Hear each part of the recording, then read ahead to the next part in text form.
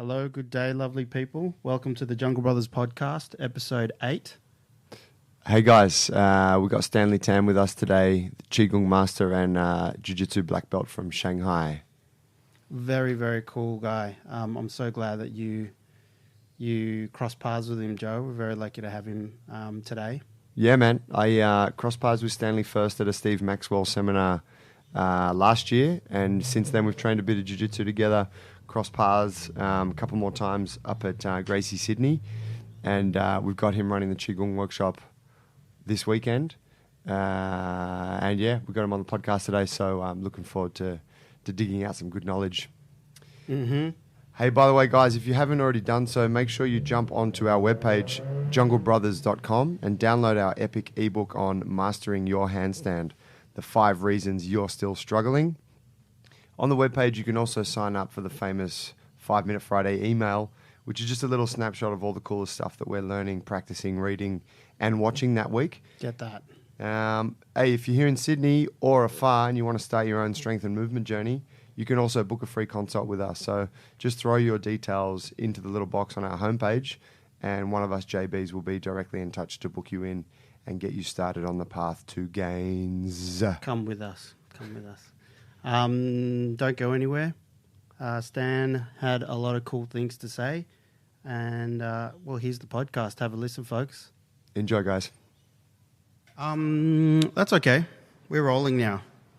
I think we just start. Usually we have a very informal way of just rolling into the interview. Okay. While people are still mobilizing and getting their ass together. Yep, that's the usual. Everyone's running around and you get ready. Yeah. So you're traveling through at the moment? Yeah, actually, my parents live in Sydney. So every year, I come over here a couple of times a year to visit them. Okay. But you were born in China? No, actually, it's kind of a long story. So my family's from Hong Kong. Mm-hmm. And when I was about 7 years old, I guess, my family immigrated to Australia. And we actually went to Adelaide, kind of like a small South Australian city or big town. Mm-hmm. So I did my schooling there. And after grad school, I went to China because that's where my family was living at the moment. And at that time, I was really big into the Chinese arts, like Chinese internal martial arts and the health exercises, etc. So I went after grad school, and time passes really quick, and I'm on my 17th year there right now. And been there kind of a little too long. So like this year, I'm planning to relocate back to Australia. Is that right? Yeah. Oh, cool. So since then, your parents moved from Adelaide to Sydney? Actually, my family moved around quite a bit. My father had a job working around Asia, so they moved around a bit, but they sent me to boarding school as a kid. So I pretty much stayed put in one place. In the holidays, I would go to wherever they were, like Taiwan, Singapore, or China. And over there, I would do my martial arts training, and I come back to Australia and continue. But at that stage, before I started doing jiu-jitsu, I took the chance to go to wherever I was in Asia to study all the stuff I wanted to. Yeah, cool. Yeah. Which martial arts did you start off with, though, like when you were a teenager? Yeah, actually, when I was a kid, I started doing Wing Chun when I was 8 from a restaurant owner from Hong Kong in Adelaide. Yeah. So he had a Chinese restaurant, and he did Wing Chun in Hong Kong. So I started with him when I was around 8. But I was just a bit young then, but I was always interested in the martial arts because as a kid, like in the 80s in Australia, I was like one of the only Chinese kids living in the Adelaide Hills. So you had to learn to defend yourself, right? And so it was later in Taiwan, which is like the Republic of China, in Taipei, that I actually got my formal training in the martial arts. I was 13. And at that stage, I just wanted to learn anything martial. So the first martial art I learned is, in the West, it's known more as a health thing. It was a style of Tai Chi. And that was a really good teacher that I met in the park. He taught Tai Chi and a style of health exercise called the 5 animal Qigong. So I started with that. At the same time, I did a style called like full contact, which is like kickboxing at a different place near my school where I was doing like, I had 1 year of high school in Taipei actually.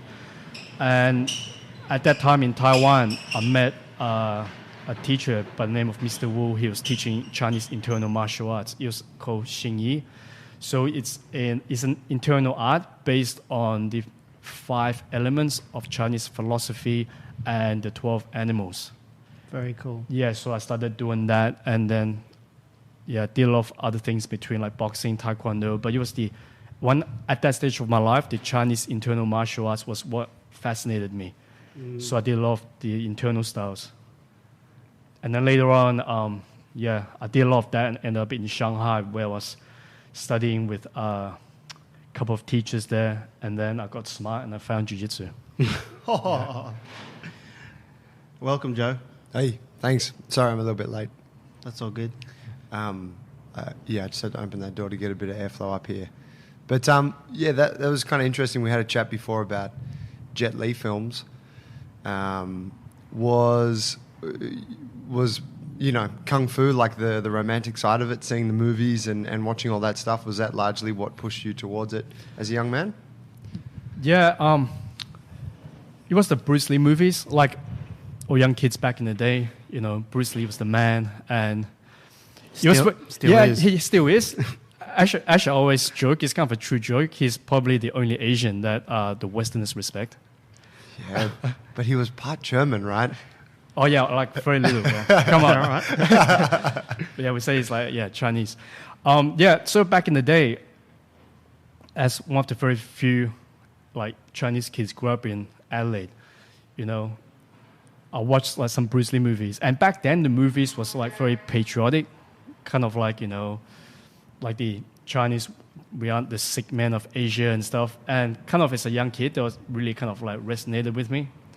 So that was like this patriotic thing, and so I wanted to do like kung fu, Chinese martial arts, and like it was the first movie I watched was The Fist of Fury. It's still a really good movie. Is that when he fought? Is that when he fought Chuck Norris? No, that's The Way of the Dragon. Okay. Just before that, that was the movie where he was playing like old time Shanghai, fighting with the Japanese. Yes. Yeah. Military movie. Was it? Yeah, it was. I think it was set in Shanghai in the 1920s or 30s before World War II, when the Japanese occupied it. And he kicks. Is that when he kicks the sign off that Yeah, says no Chinese or dogs allowed? Yeah, that's it. Yeah. Actually, I heard that sign was actually like real. It was in a park. It's called Fuxing Park in Shanghai, which is quite a popular park nowadays. Yeah, they actually had that. Because back in that time, when the Qing dynasty just collapsed, China wasn't very strong. It was like fighting amongst itself with all the warlords and the fractions and stuff. So it got quite weak, and a lot of the Western countries came and divided up Shanghai. So you've got the British settlement, you've got the French concession, you've got the Japanese area, and then they just divided it up. And it's kind of like, their own little city within a city. Okay. And at the time, they were actually occupied entirely by those nations. Yeah. Yeah, right. Yeah, it was only after like World War II and the communists came and all the when China actually took it back. So for a long time, parts of China was actually divided. Yeah. Yeah. Okay. Back to the fictitious world. What's Fist of Steel? Is that movie? That was the one with Jet Li. Fist of Steel.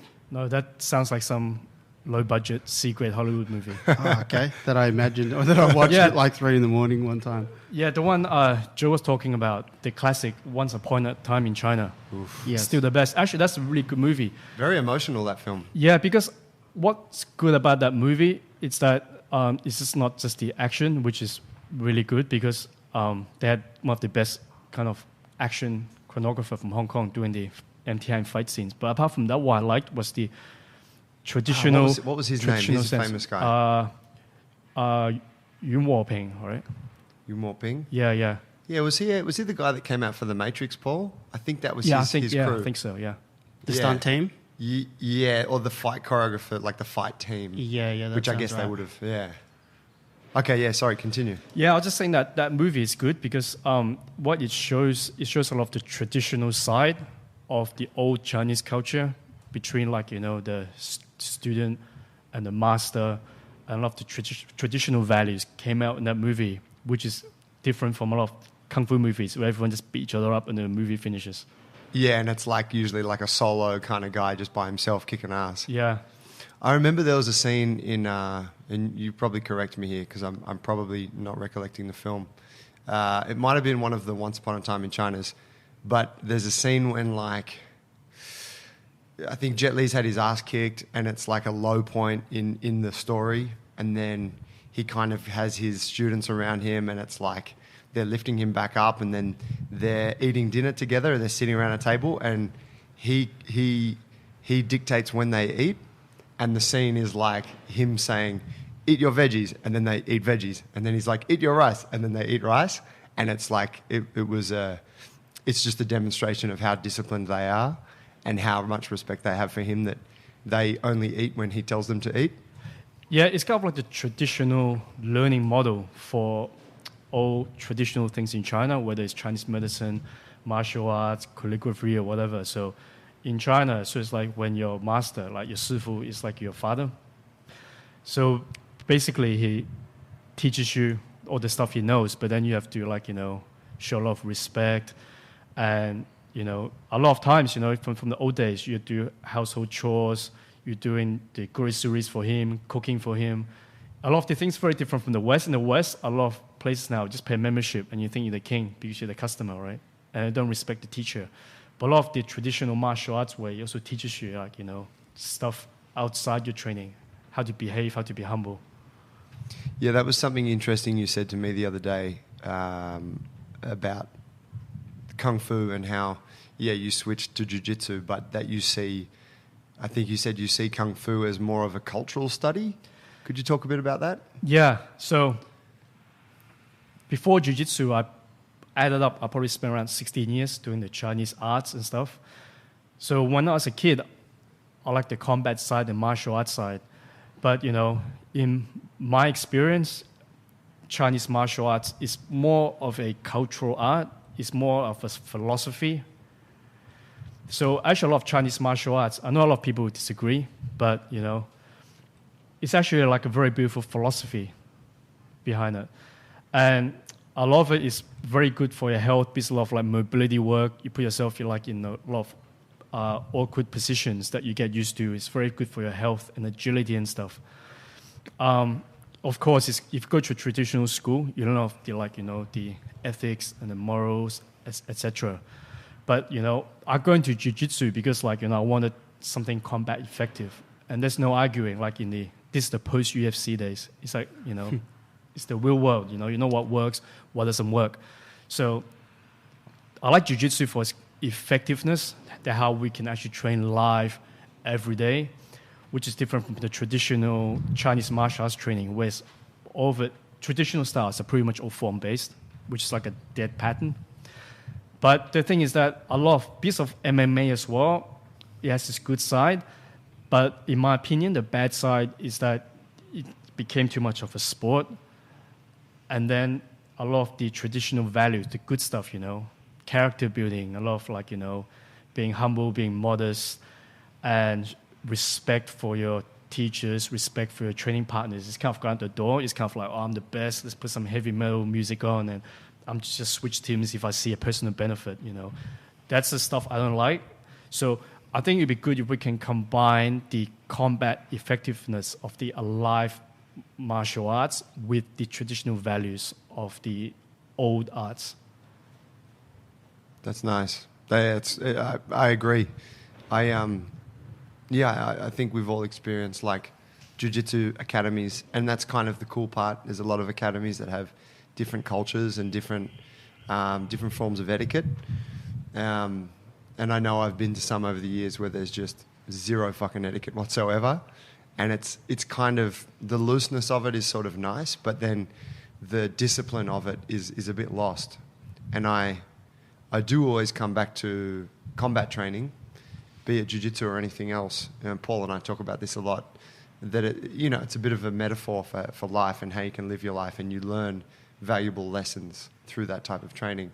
So if you don't have the discipline side attached to it, you kind of miss out on all of these, on this education, right? Yeah, I agree.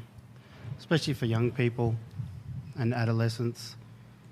Such a great tool for self-development.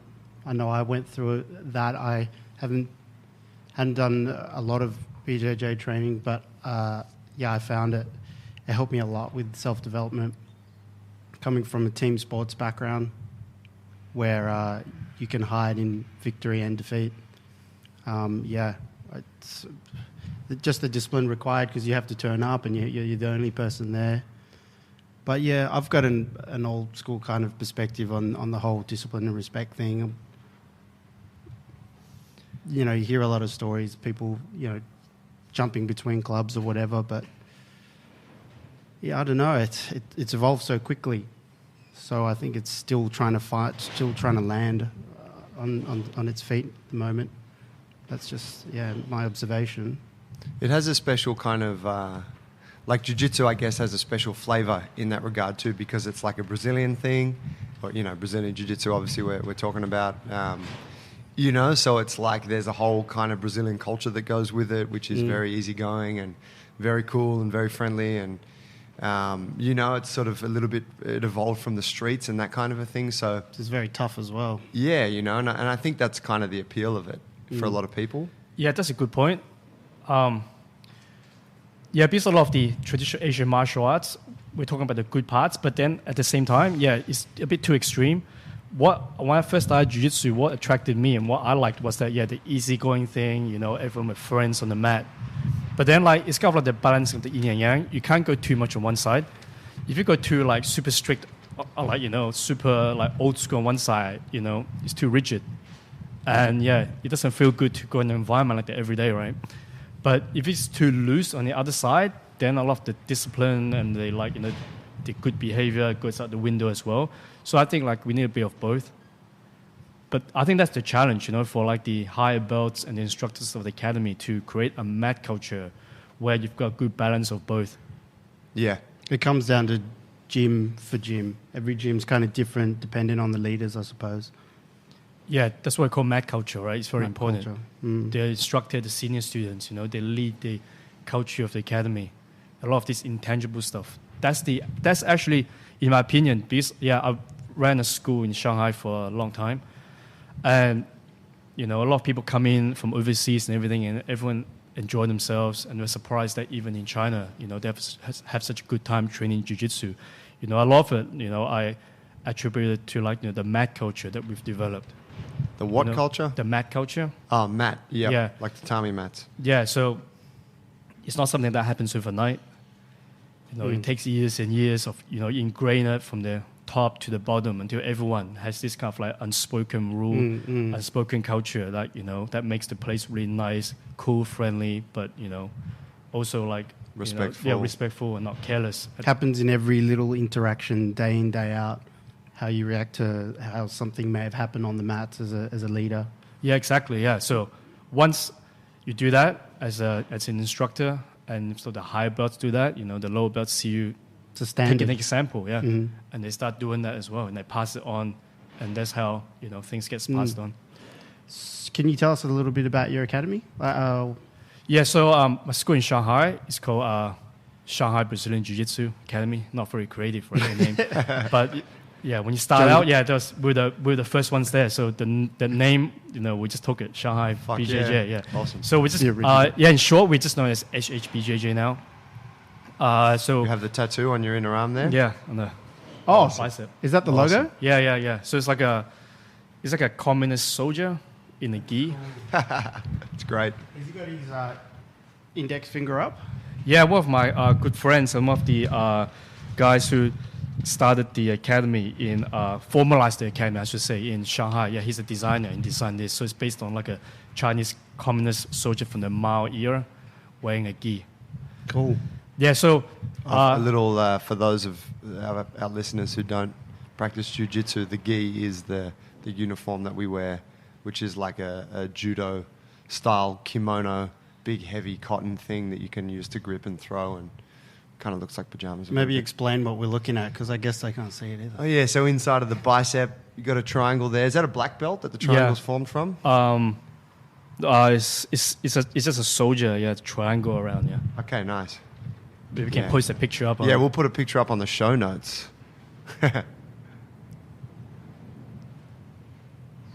Done. Nice.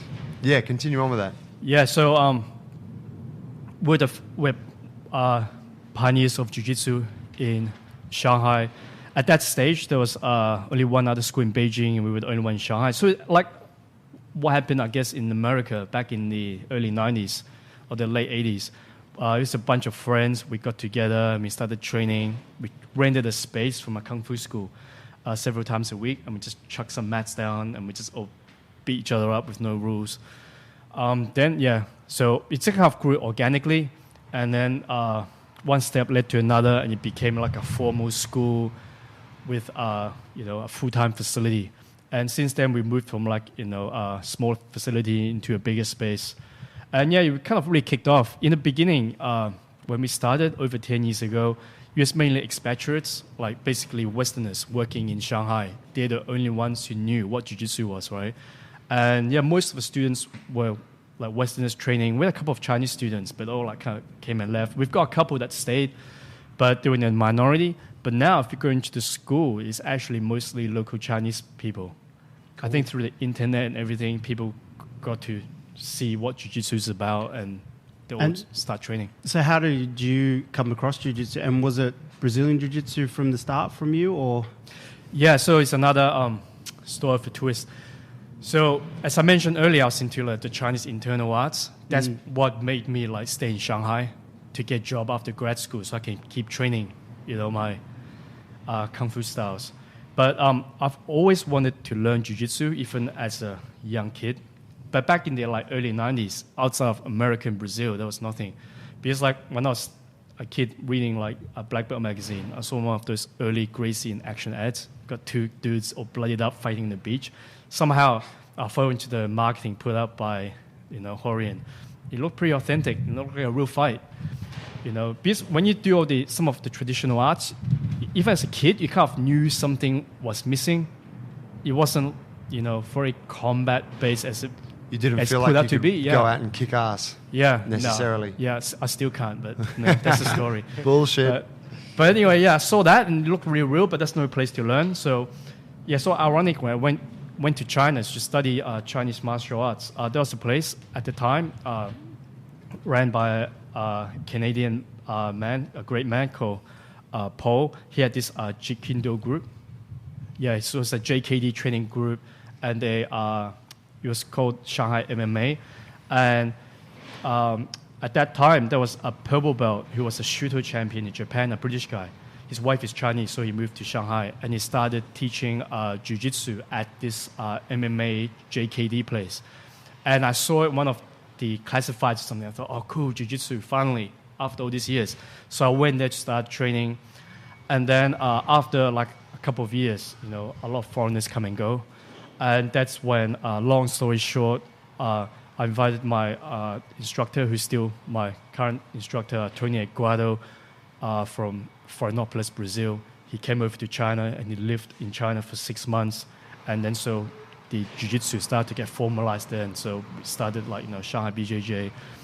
And we started training, and every year we would come back and help grade the guys. And then, it just led on from there. And then after a couple of years of Chinese martial arts, I just focused fully on jiu-jitsu and never looked back.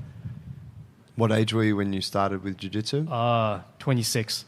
Yeah, okay. Like everyone says, I wish I was younger, but that's how it works out to be. Yeah, of course. And so you're now a black belt. You've been so for quite a while?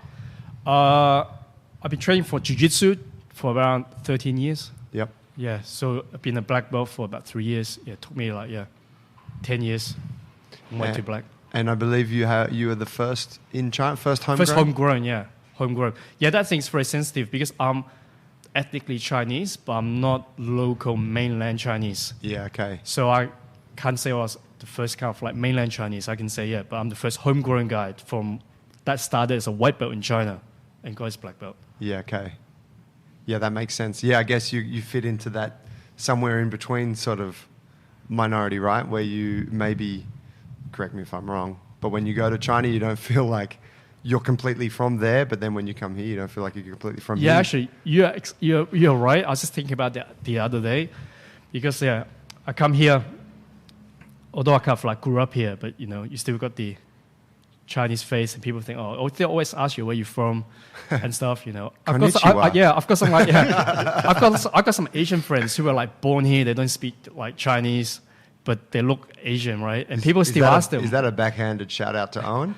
Yeah, he's one of them as well. Yeah. People always ask them where they're from. But then, when I go to China, because my family's from Hong Kong. I grew up overseas, so it's like you're not really from there too. Yeah, so we kind of like the unwanted kids of the world. Yeah, kind of like that. Yeah, that's cool. I think my girlfriend's family has a little bit of that. Both of her parents were born in China or Hong Kong, and then came over here, and then, so culturally there's like two sort of, different pull. They're getting pulled to two different areas, I guess. Yeah, I'm surprised you asked this question. It shows you're very multicultural.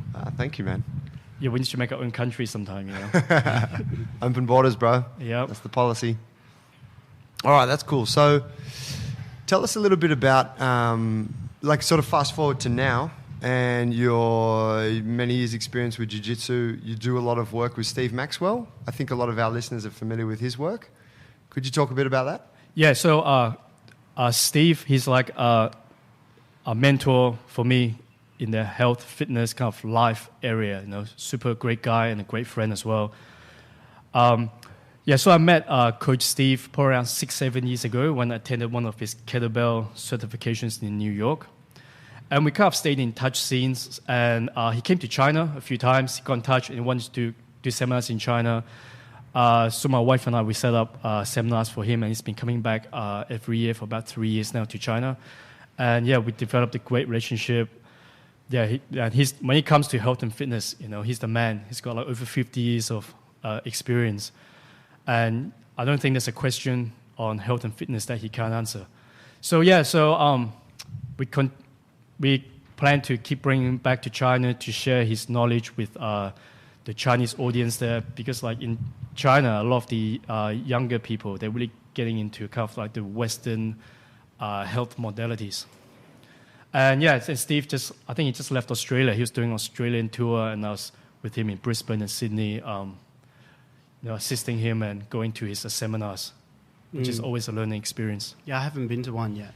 Man, you should. You definitely learn something. He comes here every year? Yeah, he does. He spends a lot of time in Sydney, actually. Where does he hang out? Where does he stay when he's here in Sydney? Is there like, I know a lot of people usually go to Bondi or something? Or usually the city. He stays around the city circle. Because he works a lot with John from Woolloomooloo at higher jiu-jitsu, doesn't he? Yeah, he's had a few seminars there. Yeah. And I think it's just easy for him to get around. That's where I met you, actually. At that seminar. At the seminar there, Yeah. Yeah, okay, that's cool. Yeah, T and I went to one of his workshops last year. It was awesome. It was really cool. I think the coolest part of it was just being around him and hearing his stories. Not even necessarily the technical stuff we were doing on mobility. It was more just anecdotal stuff that he had from all of his years. Words of wisdom. Yeah, cool stories about old jiu-jitsu famous people and strength conditioning stuff, and and it's just it's one thing to learn from someone who's experienced and young and that sort of thing, but it's another thing to learn from someone who's in their 60s. And well-travelled as well. Like he's sought after different disciplines, has he not? Yeah, the stories are really cool, and I think a lot with Coach Steve is his philosophy, his approach to training, his approach to life. It's very educational and entertaining. There's always something new. I kind of like half jokingly every time I see him, like I say, man, Coach, you're looking younger than me. He's like, getting younger every time I see him, and I'm kind of getting older. It must be like something wrong. Yeah, look, on that, I wanted to ask you, obviously you're running the Qigong workshop for us this Saturday. Yep. That's sold out here at the gym, which is awesome. And I'm super stoked we could get you in before you go back to wherever you're going home. Yeah, next. Shanghai. Live in Shanghai now, yeah. Okay, cool. I wanted to ask a little bit about the relevance of the Qigong practice, maybe like a super quick breakdown of what it is, And then, just thinking our audience is mostly people who are training, strength and conditioning, mobility, CrossFit, gymnastics, movement staff, and then a lot of jiu-jitsu people and combat athletes. So yeah, maybe how you see it being relevant for people like that. Yeah, this is a pretty big topic. So basically, for people who don't know, Qigong, it's actually a style of body-mind exercise. It's kind of like what in India has yoga. So in China, there's Qigong. In general, it's a series of soft exercise where you coordinate your physical movements with your breath and your mind. So it's a total kind of very rejuvenating kind of exercise.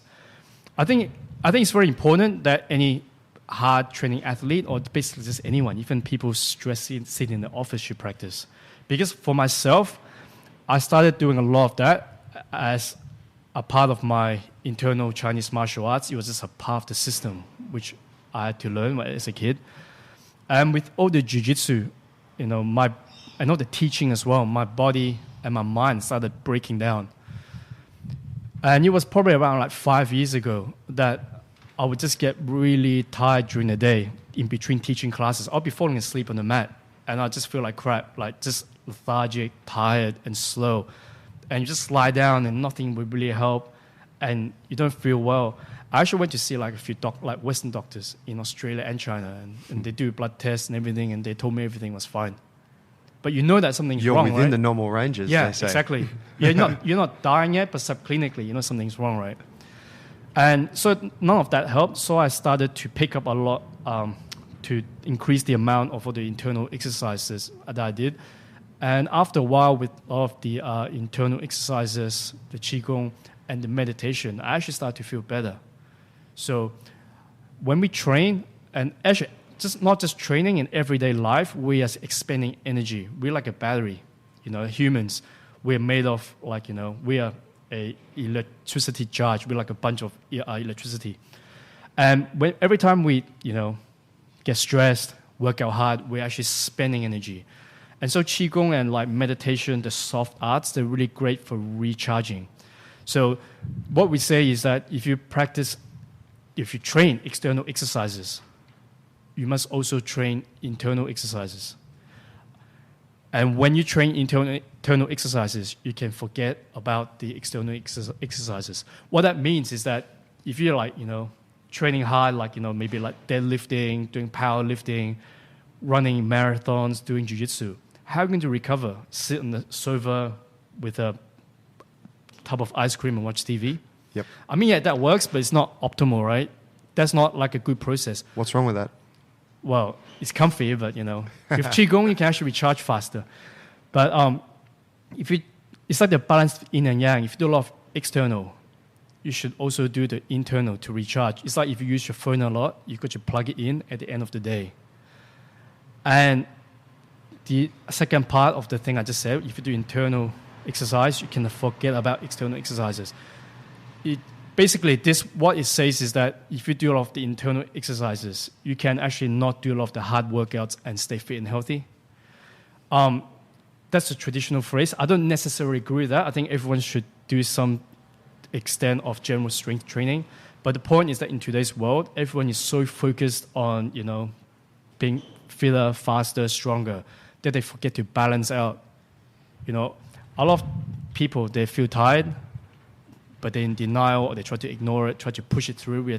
As athletes, as martial artists, we train to be mentally tough and push it through. But physiologically, there's only so far that you can push your body until it pushes back and says no, and then you get like adrenal fatigue, and you start getting sick, and your immune system starts breaking down. So the Qigong and the breathing and the calming of your mind and centering, it's just a part of the package. It just helps you recover so you can come back stronger and perform better at your respective sports. Yeah, it makes a lot of sense. I think that explanation would resonate with everyone because we spoke about it before, but the amount of stimulation that we have in our lives now is just so constant and at such a rate that it's I think for a lot of people, exercise and hard training is their kind of, it often is their mindfulness practice in a way. It's the time when they get so focused on that one thing, whether it's a really intense workout or a really intense training session or roll or whatever, that it blocks out all of the other shit that's going on in their head. But it also comes at a cost, right? There's obviously all of the physical side of it and the stress hormones that come along with that and that sort of a thing. So I think and this, just by chance, I did a meditation course last weekend. So I've been playing around with that this week, and I'm seeing the value in literally taking time out and stopping and, using something to try and shut out all of the stuff in my mind and in my world, just for 20 minutes a day. I'm seeing the value in that immensely. Yeah, so with the internal exercises, in the beginning, we're using physical movements with the breath and emptying the mind. It's kind of like a set structure to teach beginners how to coordinate body, mind, and your breath and to relax. But after a while, what this does, the whole point is for you to forget the physical form after a while. So in your everyday life, whether you're walking, lying down, or resting, you maintain that relaxation and peace of mind that should carry with you after prolonged practice. It's like today, all right, Joe, we had a pretty good training session at Gracie Sydney, good sweat, and we both went out for lunch.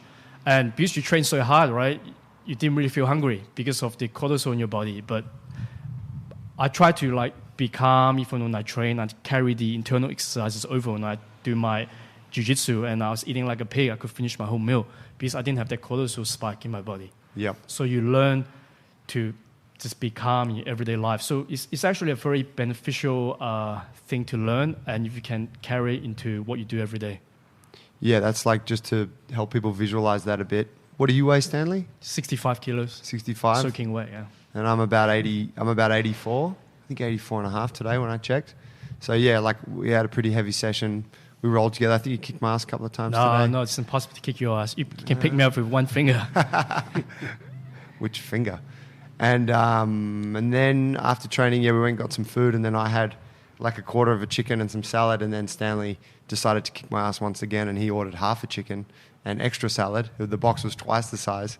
And it's true, we came back to the gym here, we sat down to eat, and I think I ate about half of my food, and then I was like, fuck, I got to take a fucking rest. This eating is like another workout. Yeah, I was really, just didn't want to eat, Wanted to fuel myself because I'd been training.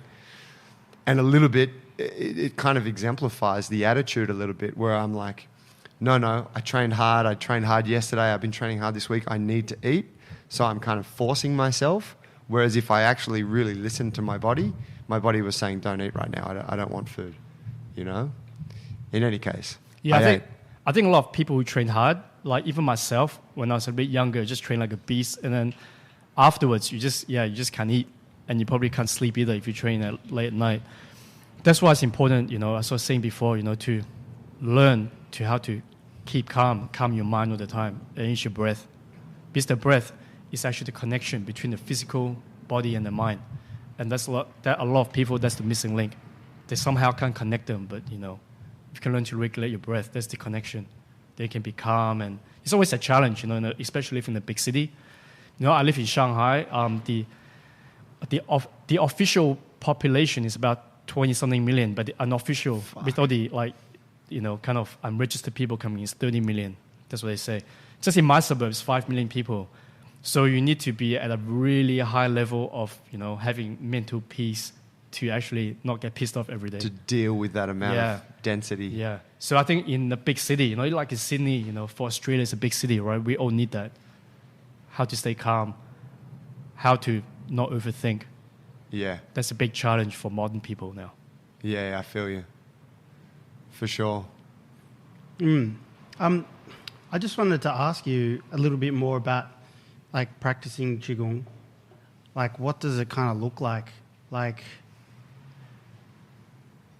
Is it like where you, a kung fu place where you go there, there's a sifu, and you have a class, you warm up, and they instruct you on, you do breathing exercise at the beginning maybe, or what's kind of the format? And then... Okay, yeah, so I think it's a two-part question. I think the first part, when you say what it looks like, and the second part is basically asking how is the class structured. So it's hard to say what it looks like because Qigong is actually a generic term. Mm. It's like kind of saying, I don't know, What's it mean? sports. There's so many different types of sports, right? Yeah, So the traditional word for Qigong is actually Daoying. Okay, Qigong is kind of like a modern term, which kind of people use even in China now, in the West. And it actually encompasses hundreds and hundreds of styles and sub-styles. So it's actually very broad. And a lot of styles can be quite different from one another. So some styles, you'd be more very relaxed, very Tai Chi-like. Some styles are very hard, where they use a lot of muscular tension and hard breathing. So everything from physical movements, soft physical movements, to harder movements, to still seated meditation, it all kind of falls under the umbrella of Qigong. Yeah, So it's hard to describe, but So it's like saying kung fu, or it's like saying martial arts. Yeah, it's kind of like saying martial arts. Yeah. It's like, It's a what is it? category, right. But in a nutshell, you can basically all kind of generalize this as it's kind of like a body-mind exercise where maybe except for hard Qigong is a style where you see like Shaolin monks do, where they break sticks over their body and stuff. But most styles, like, especially for traditional Chinese medicine-oriented Qigong, is usually based on relaxation of the physical body and the mind. So what it does is that, it allows, the blood and what we call vital energy to flow, opens up the tissues, etc. So it really depends on what style you do. And in terms of class structure, in the West, what I'm trying to bring now is that I'll follow more of a Western model to teach, especially in seminars. I'm just going to give a lot of information and try to demystify. A lot of this stuff has been mystified by. I guess that's why I'm gurus. asking, because I kind of can't grasp what it looks like. Yeah. Yeah. So over in the West, so I would do what more people are used to. I give a lot of information, over a seminar of 3, 4, 5 hours, and the students can take notes hopefully different students will pick up stuff that are relevant to them. But traditionally, how we learn, whether it's Qigong, martial arts, or medicine, or different stuff, it's actually very different. It's a very slow process. The traditional way of learning is that you follow a teacher, a master, and basically, if the teacher's in a good mood, he'll teach you something. If he doesn't feel like it, you can rock up and he's not going to teach you anything. And so it's basically like that. So it's no traditional training. There's no structure. There's no curriculum. It's like freestyle. What's the reason for that?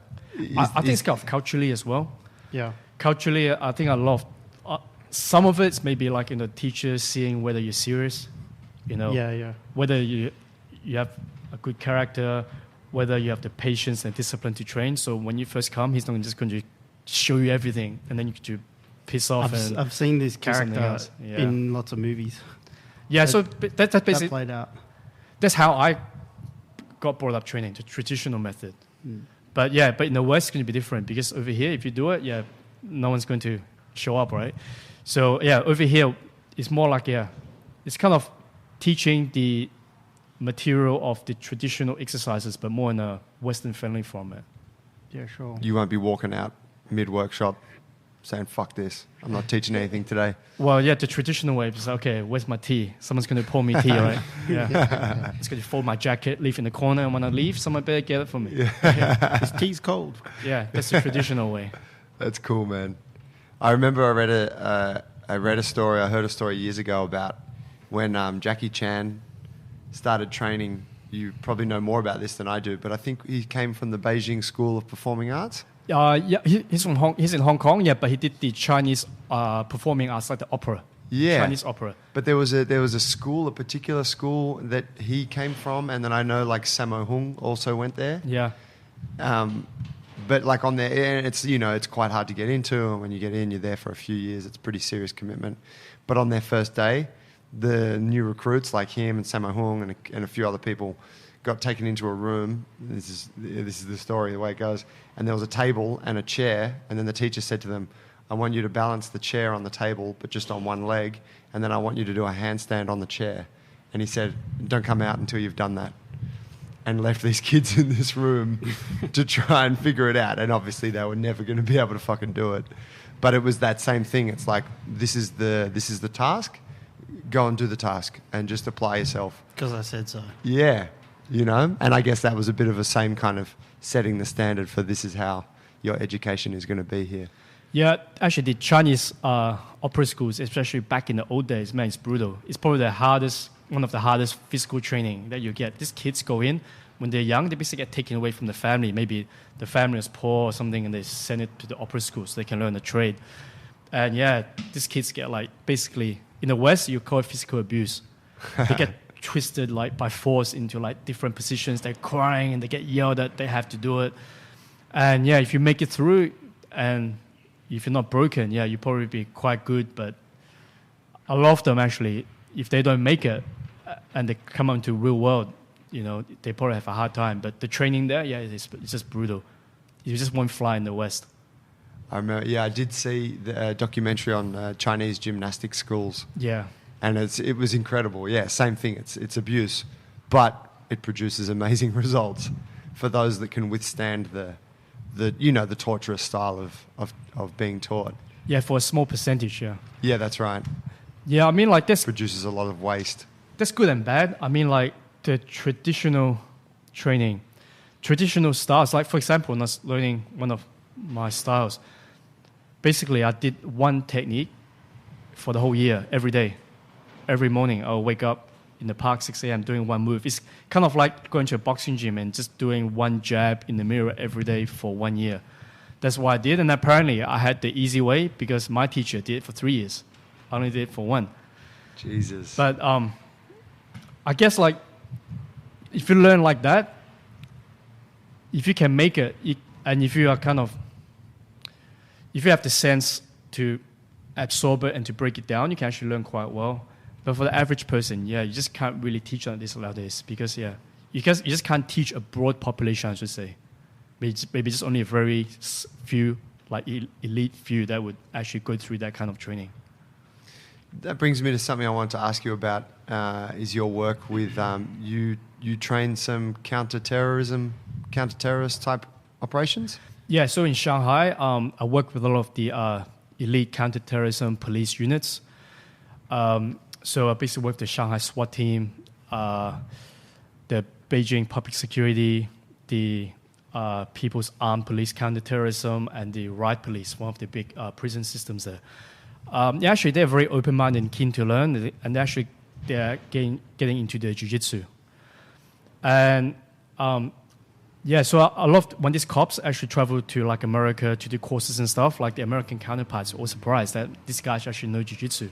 Because they thought that these guys come out of China, they'll be doing some weird kung fu stuff. And yeah, it's quite fun. They're pretty keen to learn. And recently, I've set up the gi program for them as well. Before that, we were doing like more kind of like jiu-jitsu combative stuff, where we're doing like, clinch, takedown on the ground, but then we flick them over and do the handcuffing and everything. Nice. That stuff's cool.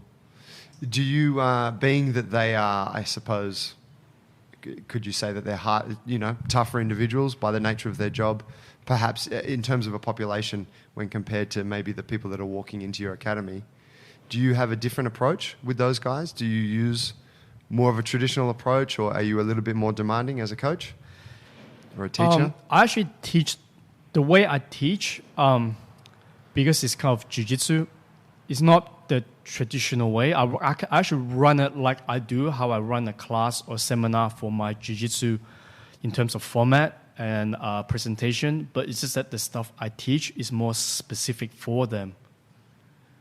The material is more specific to what they do, and the stuff I teach in jiu-jitsu is more for like the normal day people. Yeah, okay. I get that. Photo Philly, you have a bit of a background in Kung Fu, right? A brief background. Probably a little bit, like not quite as brief as, talk a little bit about it. Because I want to know what, I mentioned Choi Li Fut to Stanley the other day, and he was familiar with it. It was a long time ago, so it's some foggy memories. I did Choi Li Fut after my, in Chinatown. My elder siblings, my older brothers, maybe one of my sisters did it. I come from a big family. And they got into it through a friend, and eventually, one after another, we all spent some time there at the school. When I look back at it now, I'm grateful for the time that I spent there. And there was a long time I didn't do any martial arts, and it's only recently that I've reconnected. A lot thanks to Joe. But I'm glad. I'm grateful for the time that I did spend then. Yeah, it was a great school. I still catch up with some of the guys like on Facebook and stuff, or around Chinese New Year. I go down and check out the festival and stuff. But what do you know about it? Yeah, Choy Fat's actually a pretty cool style. It was pretty popular in Hong Kong back in the day. It's one of the more popular styles. You know, it's very beautiful with wide, sweeping, circular movements. Yeah, it's a southern Chinese martial arts with a northern influence. So that's why it's more of a long-range martial art. Yeah, in Hong Kong, it was a style that was kind of popular with a lot of like kind of gangsters, a lot of the blue-collar workers, I should say. And within Chinese martial arts, yeah, that's kind of like a more aggressive style. And a lot of the people back in the day doing like the full contact tournaments, they would do Choy Fat. Yeah, right. Yeah, so I think it's very nice. The forms are beautiful. Tournaments like the Kumite in Bloodsport? Yes, that's the non-movie version. But yeah, they actually had like proper, like, you know, not, there's illegal stuff like that too underground, but it's just a brawl, right? It's not like in the movies. Yeah, it's just like a full, it's like kickboxing and stuff. But, you know, back in the 70s and stuff, they would have this like contest. And yeah, a lot of the Choy Fat people would do well. Yeah, I think it's a very beautiful style. It's still a form-based system, like most traditional styles. But I think like through all of his forms and his weapons work, I think it preserves a lot of the, you know, nice part of the art side of the Chinese martial arts. Yeah, they had a Qigong arm of the school, and they would. I remember that all the older guys and all the teachers would always be telling us, "You got to go and do Qigong. You got to go and do it." But none of us ever did it. Yeah, but yeah, I guess when you're younger, you just want to fight, right? Exactly. Like I was like a young teenager, like before it was like 13 through 16 maybe, something like that. Yeah, I guess when you're older, yeah, you start to more appreciate it more. Or if you're young, absolutely. Young people who do that, those guys are the smart guys. They're the ones who are going to last and train for a lifetime. Yeah. All the friends will be broken when they're like 40, 50, they won't be training anymore. Yeah, I'm dying to jump into a Qigong class now, of course. Yeah, 7 soon. years later. 2 days time. You're going to learn a lot of things. He's not actually going to be here. I'm not. I've been sitting here thinking about that. Man, you have to come to China and train with me then. So be it. That'd be sick. That'd be sick. Yeah, we're actually talking about doing an event together, Jungle Brothers and Stanley, something next time you're here. So yeah, for those that miss out this Saturday, there will be a follow-up event. Maybe it's something bigger than the half-day workshop on Saturday. Maybe it's the same again. We'll talk about that. But I think we should definitely, the demand is there. People are very interested, and the event sold out very quick. Yeah, we can do a camp or stuff. And for the people who attended this time, you know, I have more advanced, you know, stages and variations that I can teach people who learns the fundamentals. Actually, I've got a lot to show. It's just that, yeah, because of limited time and energy, you know, I can only show so much. But yeah, there's a lot of different things. It depends how far you want to take it. If you just want to like learn some basic techniques, you can do it as active recovery on your off day. You know, maybe that's all you need. But if you're interested, you want to go deeper. You know, there's a lot more. Well, I'll tell you how deep I want to go. This week on Facebook, where I get the majority of my information from, I saw a video of an old-ish Chinese man practicing, I believe it was the iron crutch, balls of steel type routine. Did you look it up?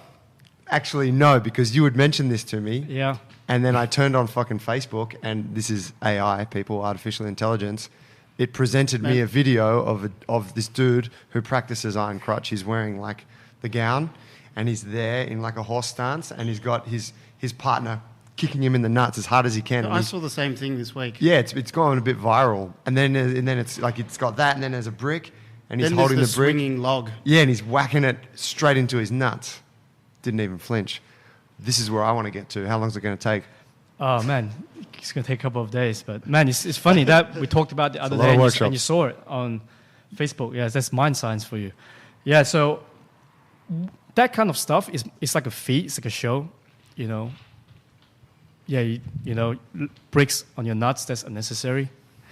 Yeah, a lot of the so-called iron crotch, it's actually, from a Chinese medicine perspective, it's just another exercise. It's just got glamorized.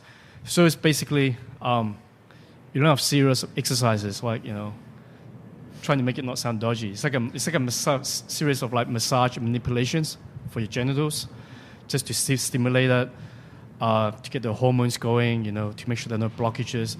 And the part that gets a lot of attention is like, you hang a weight off your genitals. So That's kind of like stimulates it. Actually, it's one of the greatest natural testosterone boosters that no one knows about. This is the secret. Yeah, that's the secret. Really? Yeah. Hanging weight off? Yeah, so like, you hang a weight off, maybe 6 to 8 minutes. So it stimulates the glands and everything. And Okay, so this one's gone out. This is going to be the next JB movement challenge. I want to know, where do I tie onto? Is it at the base? well, the whole actually, package? that's a female version of this. Wow. It's actually like in the West, it's like a Qigong exercise, right? Where after women have kids, like they hold the pelvic floor. So the woman variation is that tradition. That's a jade egg, and you tie a string through it, and you put the jade egg up your vagina, and you do like a pelvic like squeeze. Contraction. Yeah, contraction. You hold it, and you can hang weights of it, and it helps. It's just like doing like a Qigong exercises with Like a static weights, contraction. with weights. Yeah. So for men, it's like you tie. awesome. Don't use rope. You lose your package. Basically, cut off circulation. Use silk. You use silk, so it doesn't cut. Yeah, that's the secret. Yeah. Yeah, okay. Yeah. So you tie around the base of your penis and your balls. So That it's shouldn't be a secret. And you tie it, and then you can hang. Yeah, whatever. But We'll post a photo in the show notes. I'll show you how to do it, and then we can post you in pain. How much weight would one start with? You'd start with around 1.25 to 1.5 kilos, Okay. which is quite light. Actually, you'd be surprised. You can actually hold more than you think. Yeah, right. Yeah, so the effective weight, like the effective dose, is probably around 5 kilos. You can work your way up from there, but 5 kilos is kind of like a good, when it starts to stimulate, the organs and everything. If it's too light, it's like if you take some medicine, if you don't reach the effective dose, it's not going to work. This is fucking awesome. Yeah, I couldn't believe after we'd had the conversation post-training earlier in the week, and you told me about the iron crotch training that you'd been doing, and then this video popped up on my Facebook, and then all my friends shared it, and I got tagged in it, and it was a whole viral thing, and I was like, man, the universe just knows. Oh, come on, you just got to tell everyone that I've been doing it now. Yeah, actually, I'm just sending you my testosterone report for maybe a couple of months ago. I'm like 40 this year, Asian man, 40. And my testosterone report, came back actually over the upper range. And And that's higher than it has been previously? Because I've been doing a lot of exercises, this kind of exercises, it's been like on the high end, but I've been focusing a lot on this kind of exercises, and man, you actually went off the range, which it shows that this stuff works, and I don't take any kind of like external substance, but just these natural exercises. That is outstanding. Yeah, the thing is, in Australia, I'm not sure legally whether this stuff can be taught. You don't get sued. You see people doing crazier shit in some CrossFit gyms. Actually, yeah, that's true. But it's more accepted though. Yeah, that's right. I think Joe's going to take this on. I am definitely going to try this. Get scientific with it. Yeah, maybe do a little maybe like little blog thing about it. Follow my journey towards testosterone. Forget TRT. Yeah. That's the Yeah, secret. I mean, it's good for like in the West, you get a lot of people with prostate problems as well. That's Yeah. actually very good for like improving the symptoms of like bad prostate and other like related problems. Yeah, okay. The prostate thing's big here. What do you know about like how that works, like the mechanism of the pulling down and the stimulation, like on like a kind of biological level? Well, in Chinese medicine, like the penis is actually like if you pull down, it's like a tendon. That's supposed to be called zhongjing. It basically translates as loosely as kind of like the intersection of tendons. So for health benefits, you're actually stimulating, a lot of one of the. It's like a pressure point. The nerve centers come together. A point there is where the tendons come together, and when you pull down as well, there's a counterbalance. Because when you're pulling down the weight, your internal organs must lift up to counterbalance. So it's actually good to stop, you've seen people with like big bellies where their organs are sagging down. So it's very good to like, maintain the health of internal organs as well. And from a kind of like more of an understandable physiological point of view, it's like when you want to work out your bicep or legs, you have to work it, right? You have to lift weights or do isometrics. But if you want, healthy, sexual organs, you have to, exercise it as well. It sounds weird. Yeah, it sounds weird, but it's the same. It's the same, right? You don't expect to work your biceps or your lats by not doing anything. So if you're massaging it and using like, different techniques of like, pulling and etc., you're working it out and you get stronger. So yeah, you could use this as an accessory piece to just having sexual intercourse. Yeah, well, yeah, actually. Could be a little bit of active warm-up. Oh yeah, for Joe it's probably about 10 times, but actually in Taoism, which is what traditional Chinese medicine was based on, excessive sexual intercourse is actually not a workout. It's actually depleting your energy. Like a man like yourself, you should be shooting morning, night, and afternoon. That's actually bad for you, so don't do it. So what sort of frequency then? How often should he be? That's actually unloading. That's actually a formula. It's kind of set, so I think everyone's different. You can really apply the formula, but if you're interested, I can send you the formula. You can post it for the audience to look at. Yeah, I want to put in the show notes. Yeah, I want to let people know about this stuff. It's important. Yeah, so one of the famous Taoist doctors, his surname is Sun. Hundreds of years ago, I mean, he's dead now. It's from the ancient times. Famous Taoist doctor. So for him, he would ejaculate once every 100 rounds of sexual intercourse. So if he had sex every day, so it'd be once every 3 months, and he lived till like 100 or something. Fuck, and he attributes a lot of it to that practice. Yeah, because you're depleting vital energy. It's like any man knows, right? After like you have sex, you're pretty tired. You're probably going to sleep, and you're not going to be lifting weights after that. Yeah, no, it's over. Yeah. So it's got the same thing. You don't want to deplete your energy too much. So keep yourself strong, yeah. Don't send us that formula. Yeah, send the formula. Formula's going out. Yeah, and like can apply it to yourself too. Then it will be the I don't know what we'll call it, but like some kind of abstinence challenge. Still with sex, but just without, Yeah, it's kind of like everything in moderation, I guess. You just can't go too much on the other side. Yeah, you need some balance. But nowadays, people just go too extreme, Yeah, I feel you. Oh, I got another couple of questions I want to throw at you, and I'm gonna hit you with these ones kind of quick. We're coming to the end of the show. I wanted to ask you, what is, if you had to choose the number one secret of Chinese medicine, and this involves breath practice, meditation, traditional arts, internal arts, herbal medicine. What's the number one thing that the West is missing out on? What do you think is the best thing that traditional Chinese practices offers? I think it's the concept of the balance of the yin and yang. Because nowadays, people tend to be extremists, like I was saying like before. Anytime you go to an extreme, like for example, in your body, if your energy has an imbalance, your organs has an imbalance, that's when it causes illness and premature aging. So I think the concept of balance. And of the 5 branches of Chinese medicine, I think Daoying, or what we call Qigong, I think it's very valuable because the other modalities of Chinese medicine, like acupuncture, moxibustion, herbal medicine, all of that, it takes an external practitioner to do it on you. But what we do here for the internal exercises, you can do it yourself. And so you don't need someone to treat you. You can treat yourself depending on how you feel. So I think that's something that, people miss out on. Nice. Next question. What do you think is the number one biggest piece of bullshit from traditional Chinese arts? The thing that you have come to realize that's just total fantastical nonsense. Man, I just think of the traditional arts, it's the form-based arts, it's not practical. It's just not practical for a real, live, unrehearsed situation.